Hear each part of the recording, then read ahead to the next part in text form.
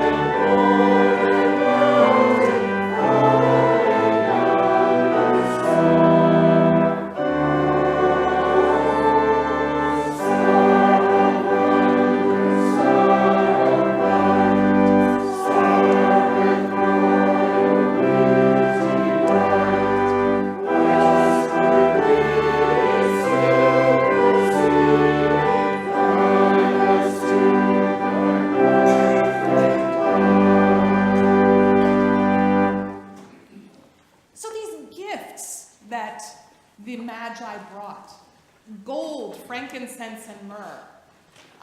Actually, I remember teaching this one time to a bunch of young kids. We were talking about it in a children's sermon long ago. And I said, do you know what the gifts were? They said, gold and Frankenstein. They're such foreign things for us. I mean, gold, of course, we know what that is, but frankincense and myrrh. Well, these are burial spices. They're things that were used to embalm a body. The gold maybe makes sense, but frankincense and myrrh as a baby gift, I'm really glad I didn't get that at the baby showers that I had for my two kids. But it tells of what this child is going to face. It tells a little bit about who this child is. These gifts give us a clue that this isn't a baby that's going to receive blankets and rattles and diaper genies and things like that. This is a baby that is born to be a king, who is born to rule, who is born to lead his people. Now, there were three gifts: gold, frankincense, and myrrh. So we assume there were three visitors, right? A lot of scholars have looked at this and said, if three people showed up, that wouldn't really be a blip on anybody's radar. But it was probably more like tons of people were streaming to Bethlehem. Lots of magi, lots of magnificent ones, lots of foreigners, lots of exotic people were coming to this sleepy little town of Bethlehem so that people took notice. People sat up and said, whoa, something is happening here. But think about that. Bethlehem was a town of peasants. It was a town that barely even made it on the map. It was a town of people who were poor. And in those days, it was expected that the Messiah, the awaited Son of God, would come in a place of power, the temple, or at least in Jerusalem. But Bethlehem, it made no sense. Or did it?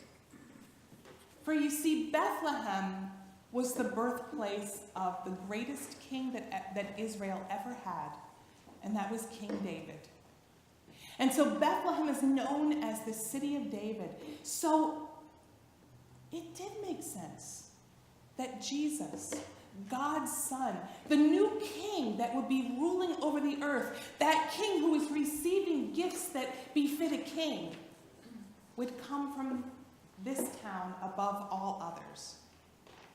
And it's what the prophet Micah said would happen, that God would raise up a Messiah, that God would raise up someone from Bethlehem. And so everything was coming together. Everything was making sense. Visitors from far away were streaming to this little town of Bethlehem. God is doing something amazing. The stars are foretelling it. All of these things. This Jesus is someone to watch. But what about those gifts? Gold, but burial spices? I invite you to turn in your bulletin again and let us sing the second and third verses. I'm sorry, the second verse of the hymn, just verse 2.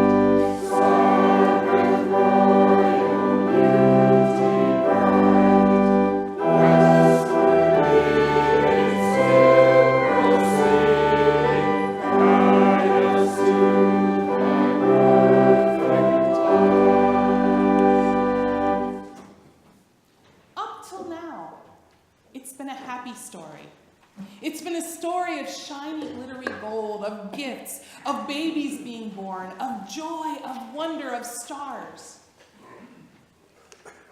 But the story doesn't remain that way. For you see, this becomes a story of a darker nature. It becomes a story of grief and pain and loss.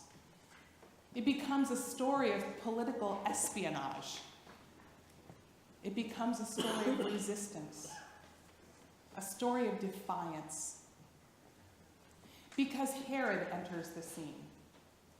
Herod was a king who was known for his cruelty, who was known for his paranoia. He could not stand that there would be someone greater than him. And so when he hears of this Jesus being born,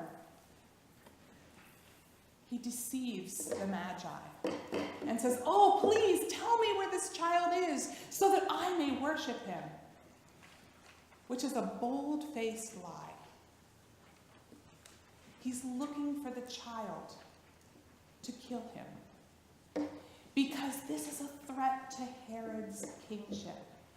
There can be no other king. And Herod speaks for Caesar as well. There is no king but Caesar. And Herod wants to make sure that happens. So the story goes on from here. And it becomes, I think, one of the most difficult stories in Scripture. Because once Herod finds out that this child is to be born in Bethlehem, he takes action. And he tries to see that there's no chance that God will do such a thing. And he has all the children killed in Bethlehem and the region around. So there's no hope. But even in the midst of this dark story, even in the midst of the pain and the grief, God always brings hope. Because through a dream, God lets Joseph know that he needs to take his little family and flee. To flee the danger, to flee the violence, to flee this in order to save their lives. And so they run to Bethlehem. It's a journey that's fraught with danger. It's a journey that's filled with daring. And they go to live as foreigners in a foreign land.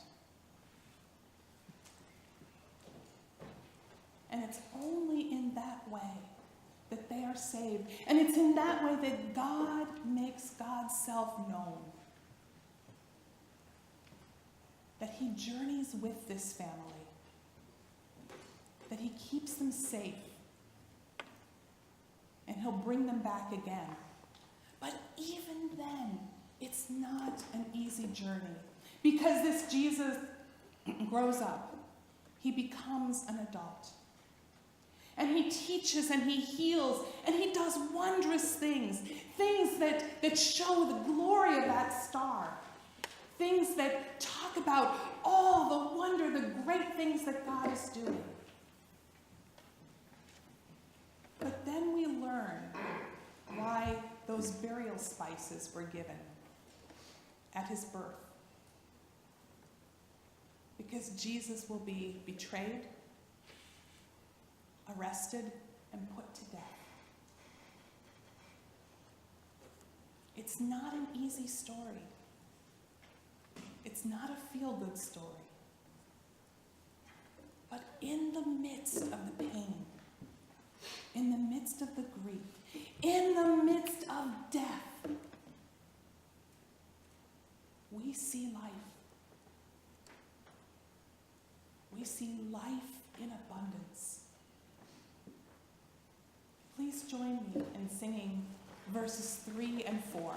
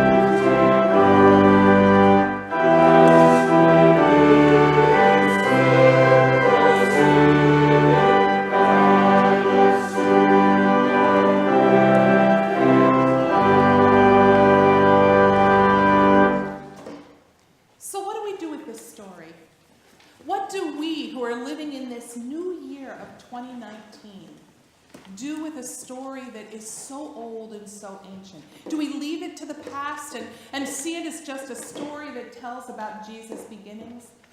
Or do we respond? Where do we see ourselves in this story? While we may not see ourselves as magnificent ones, we may not see ourselves as kings, we may not always feel very wise or revered, or sometimes we might. But we do have gifts. We are loved. We are blessed by God. We have talents and creativity and passion. We have time. We have our hands and our feet. And we, like the wise men, like those magi that streamed to Bethlehem, are called to stream into the world, bearing our gifts. It's not always going to be easy. It's a daring journey that we make when we set out to change the world. When we set out to tell people that nothing is ever the same again. It takes courage. It takes passion, but it takes compassion. and love and grace. And so we too journey right along those wise men through that city of Bethlehem and into the world as we take the light of Christ with us wherever we go. As we live into our name, which is Immanuel. As we stand up courageously and say, yes, God is with us. And we will share that reality in all that we do. I share with you a poem by Jan Richardson. It's called Where the Map Begins. This is not any map you know. Forget longitude, forget latitude. Do not think of distances or of plotting the most direct route. Astrolabe, sextant, compass, these will not help you here. This is the map that begins with a star. This is the chart which starts with fire and blazing, with an ancient light that has outlasted generations, empires, cultures, wars. Look starward once, then look away. Close your eyes and see how the map begins to blossom behind your lids, how it constellates its lines, stretching out from where you stand. You cannot see it all, cannot divine the way. It will turn and spiral. You cannot perceive how the road you walk will lead you finally inside, through the labyrinth of your own heart and belly and lungs. But step out, and you will know that the wise who traveled this path before you knew. The treasure in this map is not buried at journey's end, but at its beginning. Thanks be to God. I invite you to stand and sing one more time the first verse